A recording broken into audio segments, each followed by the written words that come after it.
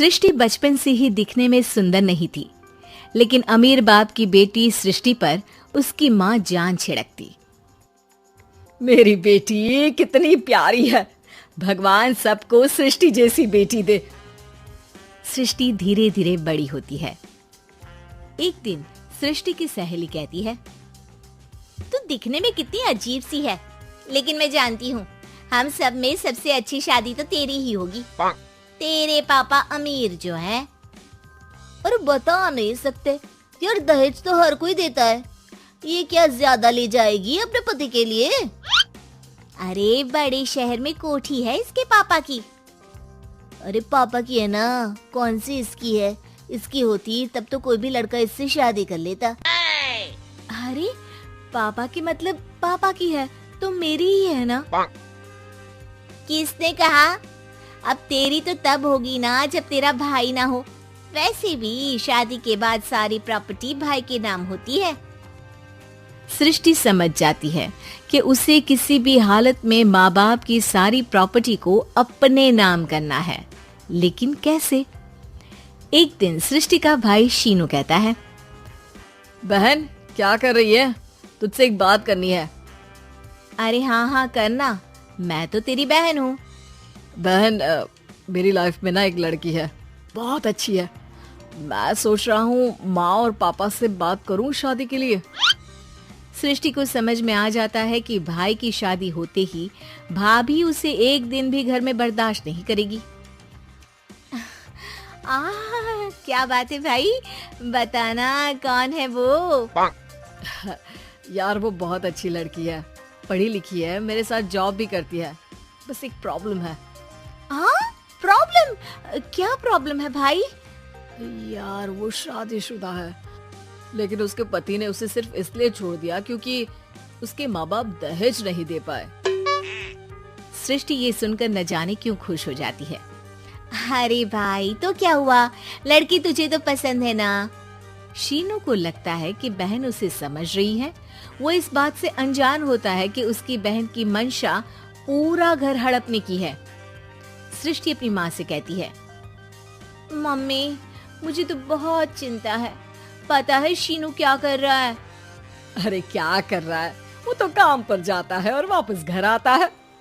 नहीं ना माँ, वो यही तो नहीं कर रहा, बाकी सब कर रहा है। आपको पता है उससे प्यार है, और वो भी एक शादीशुदा लड़की से। ये क्या हो गया, मैं सोसाइटी में क्या मुंह दिखाऊंगी? अरे तेरे पापा तो यही कहेंगे कि मैंने ही उसे बिगाड़ दिया है। माँ देखो, मेरी बात मानो, पापा पर भी विश्वास करने की जरूरत नहीं है। अब आप ही बताओ, पापा इतनी देर घर के बाहर रहते हैं क्यों, बोलो? अरे बेटा वो तो नौकरी करते हैं ना। तू बहुत भोली है माँ, पापा का ऑफिस तो 7 बजे खत्म हो जाता है, लेकिन देखो कितनी देर से आते हैं। अरे नहीं बेटा, ऐसी कोई बात नहीं है। सृष्टि माँ को एक औरत से बात करते पिता की फोटो दिखाती है। देखो माँ कैसे हैं पापा, मैं ना कहती थी कि पापा सही नहीं है। मैं तेरे पापा से बात करूंगी, दे फोटो मुझे। ओ माँ, वो तो डिलीट हो गई। लेकिन चल, तूने तो देख लिया ना, पापा से बाद में बात कर लेना, और हाँ मेरा नाम बिल्कुल मत लेना। हाँ माँ। अब क्या था, सृष्टि के माँ और पिता के बीच झगड़ा होना शुरू हो जाता है। सृष्टि के मन में क्या चल रहा था कोई नहीं जानता था। एक दिन, माँ सृष्टि के लिए एक लड़का देखा है, वो लोग शाम को उसे देखने आने वाले हैं। और हाँ माँ, एक खुशखबरी, मैं और पापा मिलकर एक नया बिजनेस ट्राई कर रहे हैं।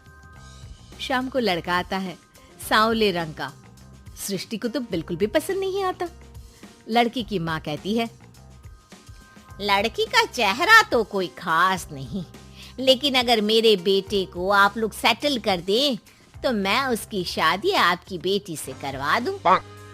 सृष्टि को लड़का बिल्कुल पसंद नहीं था। उसे भाई पर गुस्सा आ जाता है। लड़के वालों के जाने के बाद कहती है, माँ देखा शीनू मेरे लिए कैसा लड़का लेकर आया, न दिखाने लायक न सुनने लायक, सेटल भी नहीं, वो भी हम करे।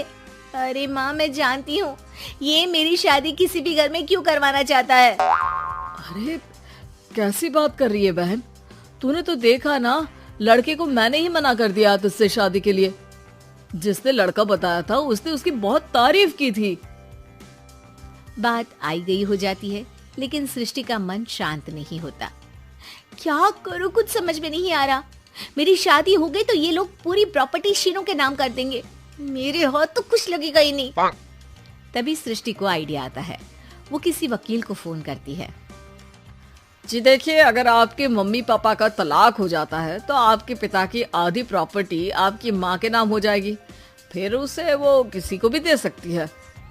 सृष्टि अब माँ को बेटे के खिलाफ भरती है। माँ, शीनू पर नजर रखा करो। वो जिस लड़की के प्यार में है ना, वो शादीशुदा है। यहाँ आएगी, सारा पैसा, रुपया, जमीन, जायदाद सब हड़प लेगी। पापा का भी हाल तुमसे छुपा नहीं है। ऐसा ना हो कि मैं और आप एक दिन सड़क पर भीख मांगे। हे भगवान, मैं तो जीते जी मर जाऊंगी अगर ऐसा हो गया तो।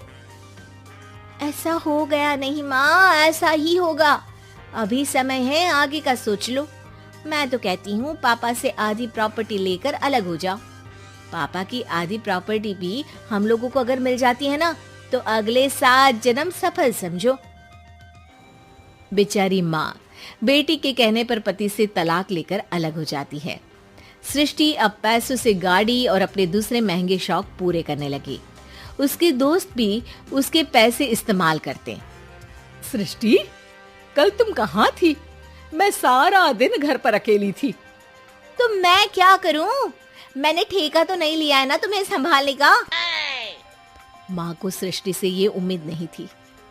वो बैठकर रोने लगती है। वहीं उसका पति यानी कि सृष्टि के पिता आ जाते हैं। मैं जानता था कि तुम्हारा यही हाल होगा, तो आपने मुझे रोका क्यों नहीं? मैं रोकता तो तुम रुकती क्या? सृष्टि के कहने पर तुमने मुझ पर, अपने बेटे पर शक किया, लेकिन तुम ये भूल गई कि कैसे हम दोनों ने मिलकर जीवन में इतना सब खड़ा किया। माँ पति के गले लग जाती है। मुझे माफ कर दीजिए, मैंने आपकी कमाई का एक बड़ा हिस्सा गवा दिया। कोई बात नहीं, तुम साथ हो तो मैं ऐसी 7 प्रॉपर्टी खड़ी कर दूंगा। तभी वहां सृष्टि आ जाती है रोते हुए। माँ, मयंक ने मुझे छोड़ दिया। वो बोल रहा था जब तक मेरे पास पैसे थे तब तक ही वो मेरे साथ था। पापा, माँ, मुझे माफ कर दीजिए।